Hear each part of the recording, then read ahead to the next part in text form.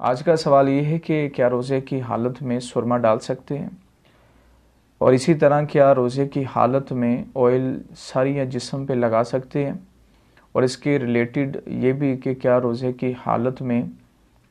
Sir या दाढ़ी के बालों में मेहंदी लगा सकते हैं या नहीं, क्या इसका रोज़े पे असर पड़ेगा या नहीं,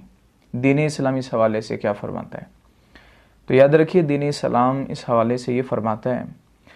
कि रोज़े की हालत में सुरमा डालना भी जायज़ है, और तेल लगाना भी जायज़ है, और बालों में मेहंदी लगाना भी जायज़ है। जैसा कि जामे तिरमिज़ी शरीफ की हदीस पाक है,